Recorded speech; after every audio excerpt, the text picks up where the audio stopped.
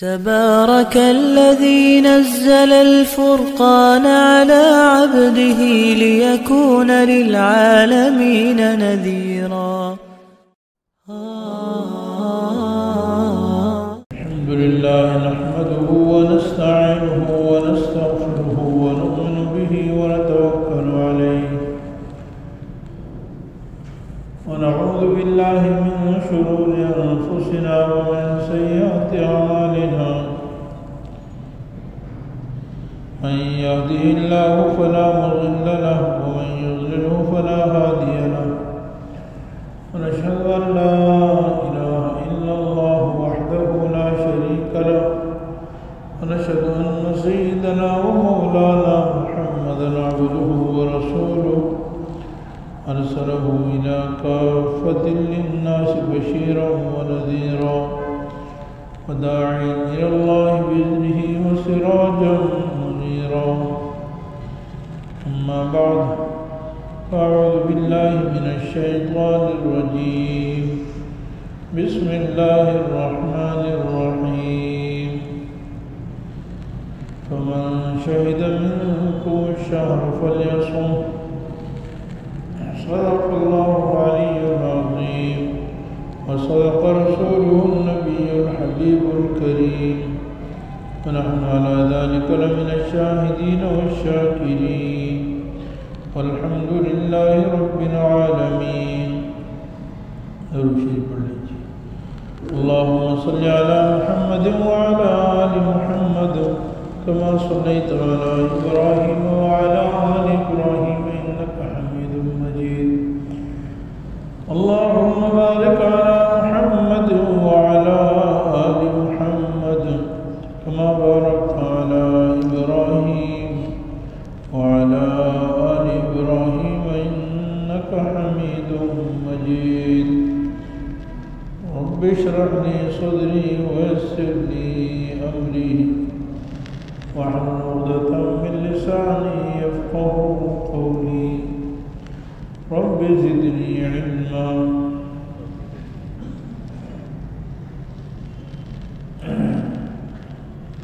جو ساتھی پیچھے آگے تشریف لے گئے، اللہ تعالیٰ نے آپ کو توفیق دی ہے، پہلے تشریف لائے ہیں. رسول اللہ صلی اللہ علیہ وسلم نے 3 باتیں ارشاد فرمائی ہیں.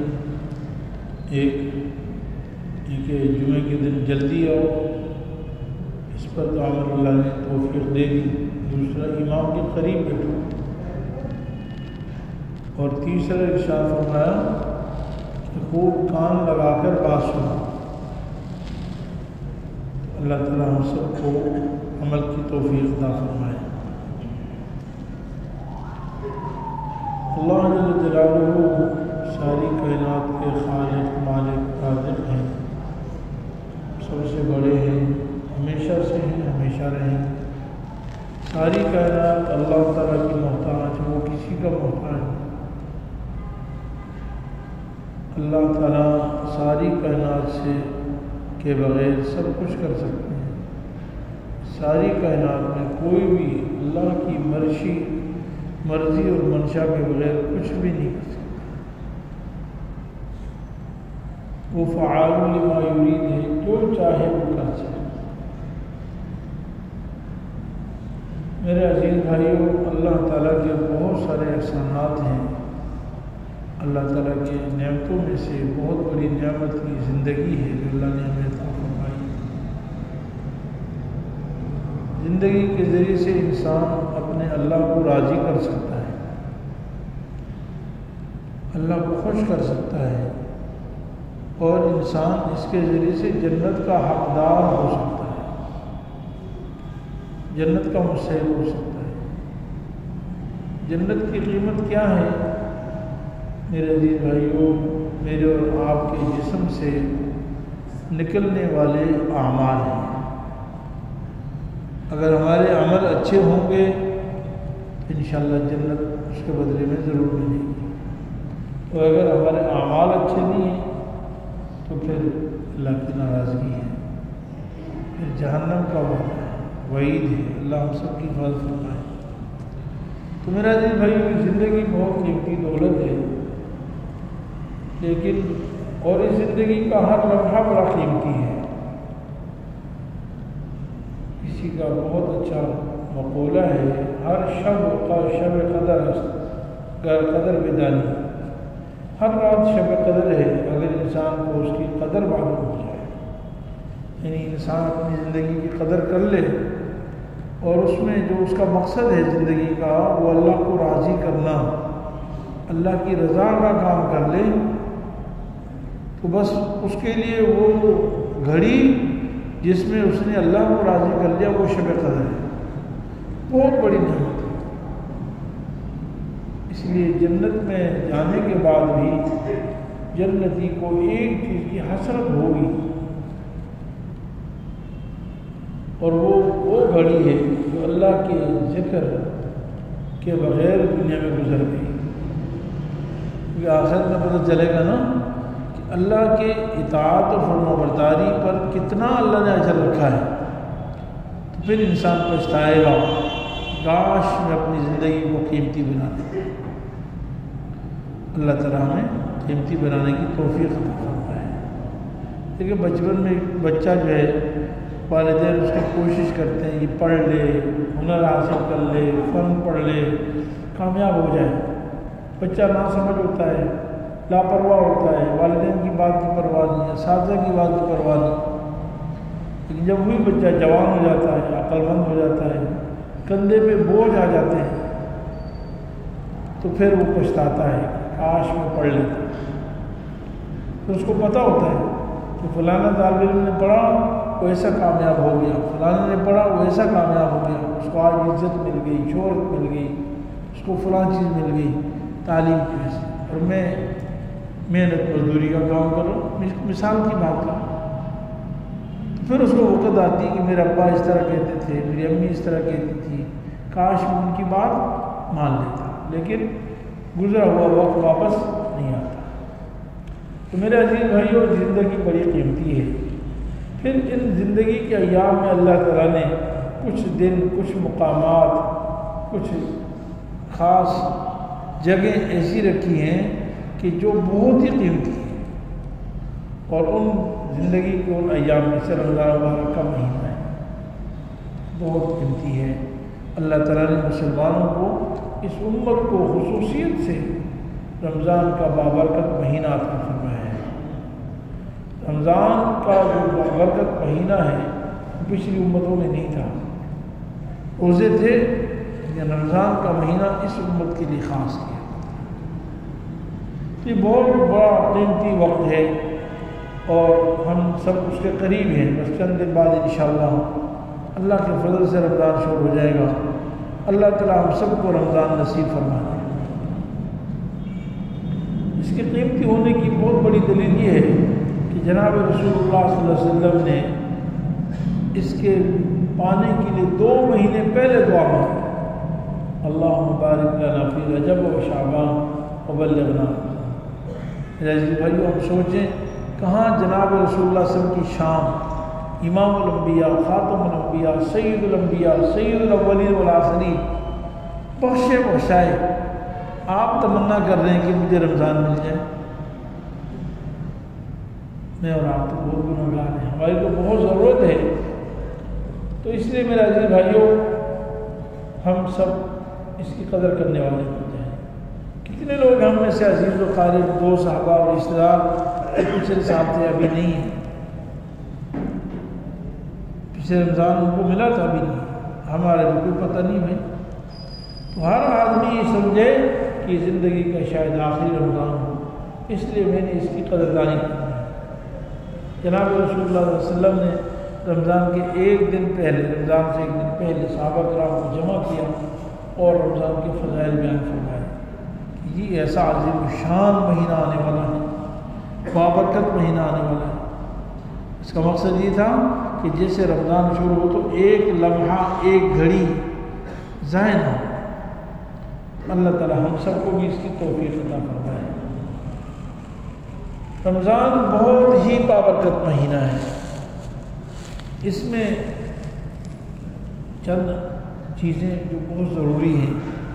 سب سے پہلے تو رمضان مبارک کے روزے فرض ہیں، اس پر ایمان لانا فرض ہے۔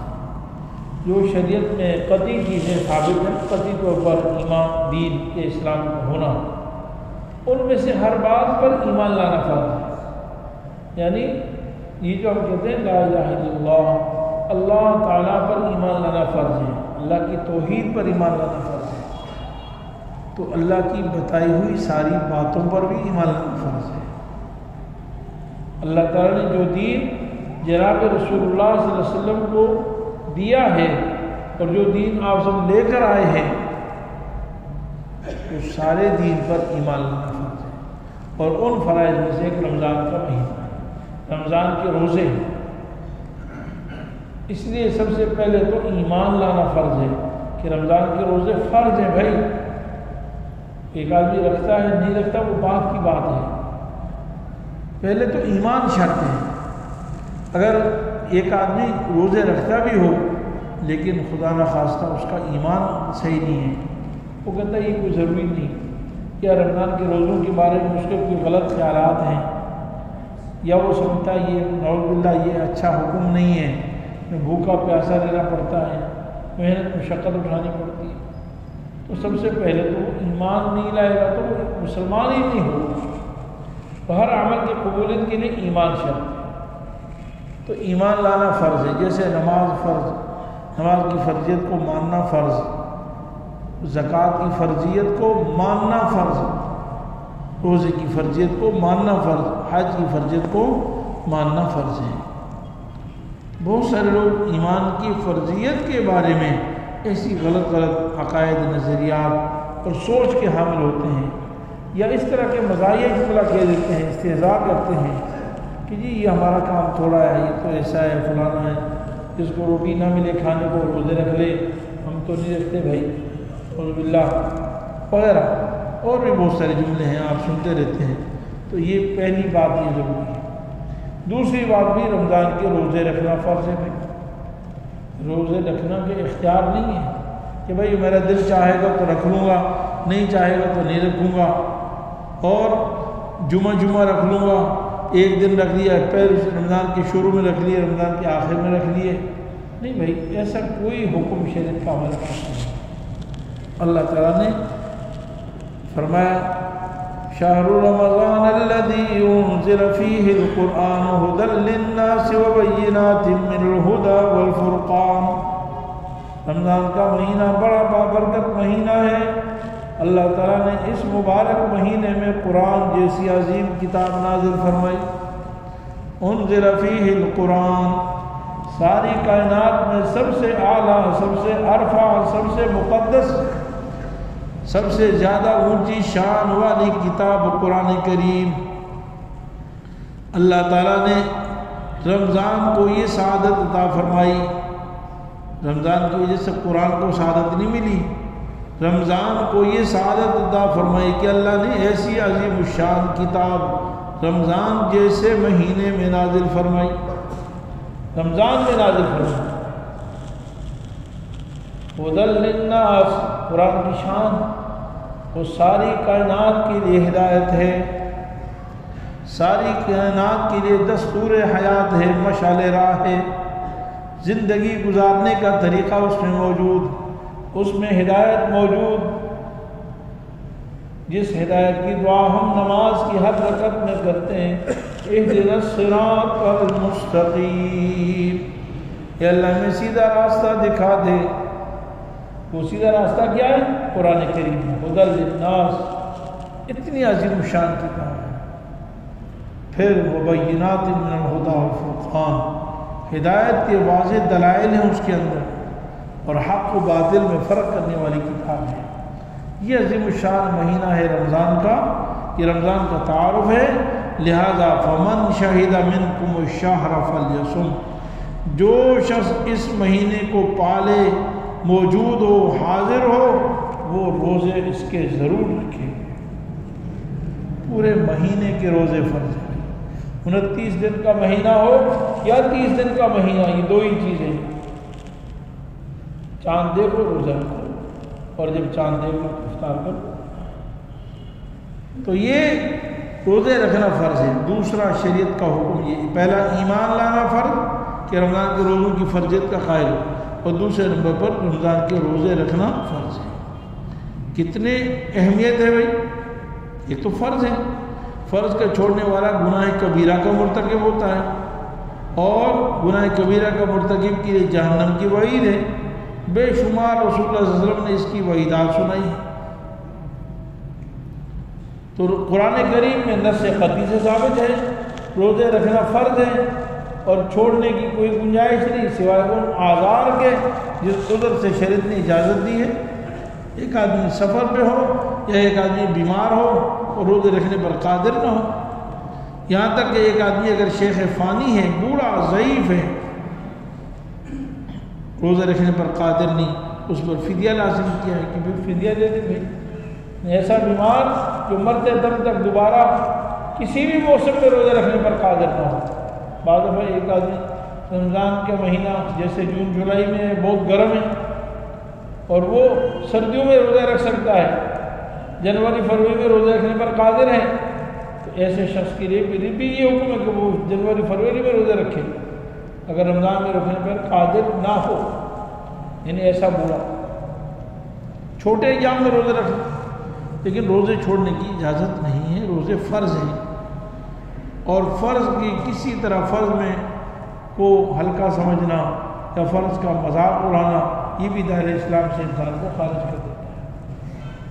نبی کریم صلی اللہ علیہ وسلم نے فرمایا کہ رمضان کے روزوں کی اتنی فضیلت ہے کہ اگر ایک آدمی ایک رمضان کا روزہ چھوڑ دے اور اس کے بدلے میں لمبا زمانہ، دہر کا لفظ ہے، دہر لمبے زمانے کو کہا جاتا ہے، تو فرمایا پورا زمانہ، لمبا زمانہ روزے رکھ لے نفلی، اور یہ کہے کہ مجھے رمضان کے روزوں کی فضیلت مل جائے، فرمایا نہیں ملتی، رمضان کے روزوں کی فضیلت نہیں ملے گی۔ تو میرے عزیز بھائیوں، ہم اس کی قدر کرنے والے ہوں، میں اور آپ یہ عزم کر لیں کہ انشاءاللہ یہ رمضان ہم نے پورے روزے رکھنے ہیں، یہ فرض ہے، اس میں کوئی کمی نہیں۔ اور پھر دیکھیے اللہ کے فضل سے روزے بھی چھوٹے ایام ہیں، اتنے بڑے ایام بھی نہیں ہیں، اور سردیوں کا موسم ہے، کوئی اب تو گرمیوں کا موسم بھی نہیں، تو اس لیے ہم نے ہر حال میں ہمارا عزم تو یہ کہ جون جولائی میں تب بھی رکھیں گے انشاءاللہ، لیکن ابھی تو اللہ نے ہمارے لیے خصوصی رحم فرما دی، تو ہر شخص یہ عزم کر لے کہ میرے گھر میں کوئی بے روزے والا نہیں ہوگا، کوئی شخص ایسا نہیں ہوگا جو روزہ نہ رکھے۔ مردوں پر بھی فرض ہے، عورتوں پر بھی فرض ہے، یہاں تک کہ دیکھیے بیماری کے ایام میں عورتوں کو نماز تو معاف ہو جاتی ہے، خاص جو عورتوں کے ایام ہوتے ہیں بیماری کے، نماز تو معاف ہو جاتی ہے، لیکن ان بیماری حیض اور نفاس کے دنوں میں اگر روزے چھوٹ جائیں تو وہ روزے معاف نہیں ہیں، روزے بعد میں رکھے جائیں، ان کی قضا کی جائے گی۔ سیدہ اما عائشہ صدیقہ رضی اللہ تعالیٰ عنہا سے کسی نے یہی مسئلہ پوچھا کہ جی عورت جب بیمار ہوتی ہے تو نماز تو نہیں پڑھتی اور اس کی قضا بھی نہیں ہے اور روزوں کی قضا ہے، اس کی کیا وجہ ہے؟ میری ماں، آپ کی ماں عائشہ رضی اللہ عنہا عجیب بات بیان فرمایا کہ دیکھو ہمیں رسول اللہ صلی اللہ علیہ وسلم کی طرف سے ایسے ہی حکم ملا ہے۔ بھائی ملازم اور نوکر اور بندے کا کام تو جو حکم ملے وہ کام کرنا نا بھائی، اب اس میں چوں چرا کیوں فلاں یہ وجہ وہ وجہ، مجھے حکمت یہ نہیں۔ اما عائشہ نے فرمایا کہ ہمیں رسول اللہ صلی اللہ علیہ وسلم کے زمانے میں نمازیں جو چھوٹ جاتی تھی بیماری کے دنوں میں تو ان کی قضا کا حکم نہیں دیا جاتا تھا، اور جب روزے چھوٹ جاتے تھے تو ان کی قضا کا حکم دیا جاتا۔ تو بہرحال میرے عزیز بھائیوں دوستوں، مردوں پر، عورتوں پر، ہر بالغ مرد عورت عاقل مسلمان پر رمضان کے روزے رکھنا فرض ہے، اور اس کا میں اور آپ اہتمام کر لیں۔ ایک حدیث میں آتا ہے ایک شخص آیا، دیہاتی صحابہ بعض آتے تھے، سیدھے سادے سوال کرتے تھے، تو اس نے سوال کیا یا رسول اللہ مجھ پر سب سے پہلے کیا فرض ہے؟ تو آپ صلی اللہ علیہ وسلم نے فرمایا کہ ایمان لانا فرض ہے، اس بات کی گواہی دینا کہ لا الہ الا اللہ، اور اس بات کی گواہی دینا کہ محمد رسول اللہ، کہ اللہ کے سوا کوئی عبادت نہیں، اللہ کے ساتھ شریک کسی کو نہیں، اور یہ ایمان لانا کہ محمد صلی اللہ علیہ وسلم اللہ کے رسول ہیں۔ فرمایا پھر مجھ پر اس کے بعد کیا فرض ہے؟ آپ صلی اللہ علیہ وسلم نے فرمایا کہ دن رات میں 5 نمازیں فرض ہیں، 5 نمازیں، اس کے علاوہ تیرا جو دل چاہے نفلی نماز پڑھ سکتا ہے۔ آپ فرمایا اس کے علاوہ کیا فرض ہیں؟ آپ صلی اللہ علیہ وسلم نے فرمایا کہ اگر تو زکوٰۃ کا یعنی زکوٰۃ کی مقدار نصاب کو پہنچ جائے تو مالی طور پر زکوٰۃ دینا تیرے ذمے فرض ہے۔ فرمایا رسول اللہ اس کے علاوہ میرے اوپر کیا فرض ہے؟ فرمایا رمضان اگر تجھے آ جائے تو رمضان کے پورے روزے رکھنا یہ فرض ہے۔ بس اس حدیث میں اتنا ہی ہے، حج کا ذکر اس حدیث میں نہیں ہے کیونکہ اس وقت تک ابھی حج فرض نہیں ہوا تھا، کیونکہ شریعت کے احکام تو 23 سال میں آئے نا۔ تو اس شخص نے قسم کھائی کہ اللہ اے اللہ کے رسول جو آپ نے بتایا اس پر میں 100% عمل کروں گا، اور علماء فرماتے ہیں کہ اس نے یہ بھی کہا کہ میں آگے اپنے قوم کو بھی 100% اسی طرح جا کے بتاؤں گا، اس میں کسی طرح کمی بیشی نہیں کروں گا، اس پر عمل کروں گا۔ وہ شخص جب جانے لگا تو آپ صلی اللہ علیہ وسلم نے فرمایا کہ یہ جنت میں داخل ہو گیا اگر اس نے اپنی بات میں سچ کہا، ان صدق افلح الرجل ان صدقہ، یہ کامیاب ہو گیا اگر اس نے سچ کہا۔ تو میرے عزیز بھائیوں، میں اور آپ ہم سب جنت میں داخل ہونا چاہتے ہیں، اور جنت میں داخل ہونے کا راستہ سرکار دو عالم صلی اللہ علیہ وسلم نے بتایا، شریعت پر عمل کرو بھائی۔ اب میں نماز نہ پڑھوں، روزے میں نہ رکھوں، زکوٰۃ کا اہتمام نہ کروں، اور میرے عقیدے میں گڑبڑ ہو نعوذ باللہ، اور حج نہ کروں اور فرض ہو میرے اوپر حج، اور میں کہوں کہ جی جنت مجھے ویسے ہی مل جائے گی، یہ راستہ جناب رسول اللہ صلی اللہ علیہ وسلم نے نہیں بتایا، صحابہ اللہ تعالیٰ کے رسول صلی اللہ علیہ وسلم نے ہمیں عمل والا راستہ بتایا ہے۔ ضابطہ یہی ہے کہ عمل کرو گے تو جنت ملے گی، مان کر زندگی گزارو گے تو جنت ملے گی۔ اس لیے میرے عزیز بھائیوں، رمضان کے روزوں کا اہتمام کرنا چاہیے۔ حضرت کعب بن عجرہ رضی اللہ عنہ فرماتے ہیں ایک دفعہ جناب رسول اللہ صلی اللہ علیہ وسلم نے صحابہ سے فرمایا کہ بھئی منبر کے پاس جمع ہو جاؤ، کیونکہ صحابہ کرام ہر وقت موجود رہتے تھے، اور اللہ تعالیٰ نے صحابہ کی عجیب تربیت فرمائی تھی، اللہ کی طرف سے بھیجے ہوئے تھے، منتخب تھے اللہ کے رسول کے، تو صحابہ ہر وقت جمع رہتے تھے، کوئی بیان کے لیے کوئی مستقل ٹائم نہیں دی جاتی تھی، ہر وقت بے چین ہیں، اور آپ سب کے مجلس میں رہے، آپ سب گھر پہ ہیں، صحابہ مسجد میں بیٹھے، کس امید پر طلب پر بیٹھے رہتے تھے، کبھی بھی آپ صلی اللہ علیہ وسلم بیان فرمائیں گے، حدیث بیان فرمائیں گے، قرآن بیان فرمائیں گے، وہی نازل ہوگی، وہی نازل ہوتی ہے۔ چنانچہ رسول اللہ صلی اللہ علیہ وسلم پر جب کوئی وحی آتی یا کوئی اور آپ صلی اللہ علیہ وسلم پر حدیث بیان کرنی ہوتی، یہ وحی خفی کہا جاتا ہے، ایک وحی مطلوب ہے قرآن کریم، ایک غیر مطلوب جس کی تلاوت نہیں ہوتی، ہاں وہ ہے حدیث۔ تو آپ صلی اللہ علیہ وسلم مختلف موقعوں پر جب کوئی وحی آتی، کوئی بیان ہوتا اللہ کی طرف سے، تو صحابہ کو حکم دیتے کہ چلو جمع ہو جاؤ۔ حضرت کعب بن عجرہ رضی اللہ عنہ فرماتے ہیں، جمعہ کا بیان نہیں تھا، کعب بن عجرہ رضی اللہ عنہ فرماتے ہیں رسول اللہ صلی اللہ علیہ وسلم نے فرمایا کہ بھی منبر کے قریب جمع ہو جاؤ۔ ہم منبر کے قریب جمع ہوئے، آپ صلی اللہ علیہ وسلم کے منبر کی جو اسٹیپ ہے نا یہ 3 تھے، تو آپ صلی اللہ علیہ وسلم نے جو پہلی سیڑھی پر 3 اسٹیپ چڑھ کر آپ سب بیٹھتے تھے، 3 اسٹیپ نیچے تھے اس پر آپ سب چڑھتے تھے، چوتھے پر بیٹھ جاتے تھے۔ تو آپ صلی اللہ علیہ وسلم نے فرمایا پہلے اسٹیپ پر، پہلی سیڑھی پر جب پاؤں رکھا تو آپ صلی اللہ علیہ وسلم نے فرمایا آمین، پھر دوسری سیڑھی پر پاؤں رکھا تو آپ صلی اللہ علیہ وسلم نے فرمایا آمین، پھر تیسری سیڑھی پر پاؤں رکھا تو آپ صلی اللہ علیہ وسلم نے فرمایا آمین۔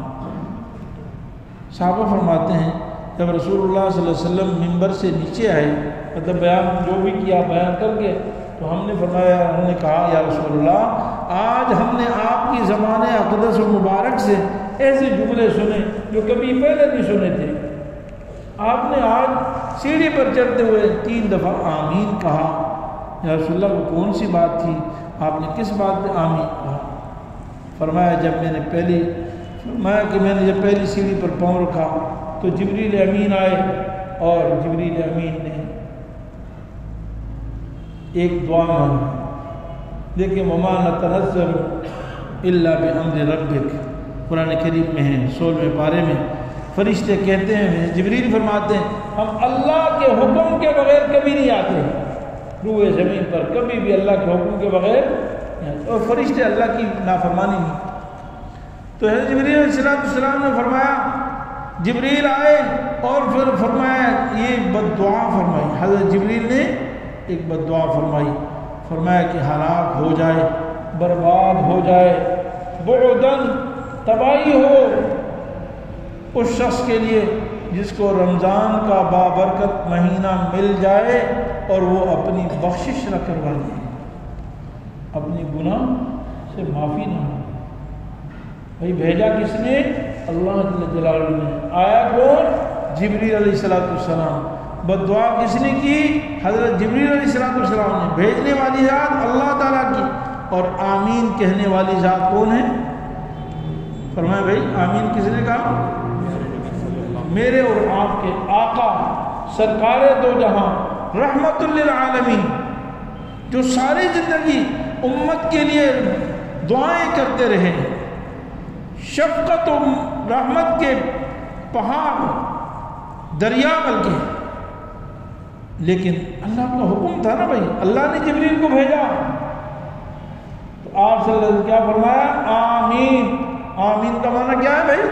اے اللہ اس دعا کو قبول فرما لے۔ آمین کا معنی کیا؟ اے اللہ اس دعا کو قبول فرما لے۔ تو اللہ تعالیٰ بھیجنے والے، جبریل کو دعا کرنے والے، اور حضرت نبی کریم صلی اللہ علیہ وسلم میرے اور آپ کے آقا رحمت للعالمین، سراپا شفقت و رحمت، جن کی رحمت کا کوئی اندازہ ہی نہیں، وہ آمین کہہ رہے ہیں بھائی۔ میرے عزیز بھائیوں، ہم حضور سے ان کی محبت کے، رسالت کے دعوے تو کرتے ہیں، اور پھر حضور کی اس بد دعا کو ذرا دیکھ لیجئے بھائی، پھر ہم پریشان ہوتے ہیں، ہم کہتے ہیں پتہ نہیں کیا ہو گیا، فلاں کیا ہو گیا، بھائی رسول اللہ صلی اللہ علیہ وسلم کی بد دعا ہے اور ہمیں اس کی پرواہ نہیں، کہتے ہیں چلو بھائی ہو گیا، رمضان آ رہا ہے جا رہا ہے، بس چلو زندگی میں 10 رمضان چلے گئے، 20 چلے گئے، 30 چلے گئے، 50 چلے گئے، چلے گئے، ہمیں کیا پرواہ۔ پھر کہتے ہیں ہماری بربادی کیوں؟ آپ جس نبی کے گن گاتے ہو، جس نبی پر ہم تن من دھن سب کچھ فدا کرنے کے لیے ہم تیار ہیں، اس نبی کی دعائیں تو لو۔ وہی نبی کی بددعائیں تمہیں لگ رہی ہیں، کس وجہ سے؟ میرے اور آپ کے کرتوتوں کی وجہ سے۔ وہ نبی نہیں چاہتا۔ آپ ہم فرماتے ہیں میں تو تمہارے کمر کے یہ جو ازار ہوتا ہے نا، ازار بند جس کو ناڑا ہوتا ہے، جس کو ہم پکڑ، فرمایا میں تو تمہارے پیچھے سے ازار سے پکڑ پکڑ کے تمہیں پیچھے کھینچ رہا ہوں، یعنی دین کی طرف بلا رہا ہوں۔ کھینچنے کا مطلب کیا؟ اللہ کی اطاعت، اللہ کے نبی کی اطاعت، شریعت کی اطاعت، قرآن کی اطاعت کی طرف کھینچ کھینچ کے بلا رہا ہوں، لیکن تم ہی ہو جو زبردستی جہنم کی طرف کود رہے ہو۔ فرمایا اللہ تعالیٰ کسی کو جہنم میں نہیں ڈالنا چاہتے مگر الا من ابا، مگر جو خود ہی انکاری ہو، اور انکاری کون ہے؟ جو بات نہ مانے۔ اللہ تعالیٰ کہتے ہیں بھئی یہ کامیابی کا راستہ، یہ کامیابی کا راستہ، یہ فلاح کا راستہ۔ اس لیے بھائی میرے عزیز بھائیو، یہ رمضان کی مبارک دن آ رہے ہیں، میں اور آپ عزم کر لیں ہم میں سے کسی کو رسول اللہ کی یہ بد دعا نہ لگے، پھر کسی کو یہ بد دعا نہ لگے، بلکہ ہم دعا کے مستحق ہوں، آپ صلی اللہ علیہ وسلم کی دعا کے، دنیا میں بھی اور آخرت میں بھی آپ صلی اللہ علیہ وسلم کی شفاعت کے حقدار بنے۔ اور شفاعت کا حقدار کون ہوگا؟ جو رسول اللہ صلی اللہ علیہ وسلم کے راستے پر زندگی گزارے، اطاعت و فرما برداری کرے، تو رمضان کا ایک لمحہ ضائع نہ ہوگا۔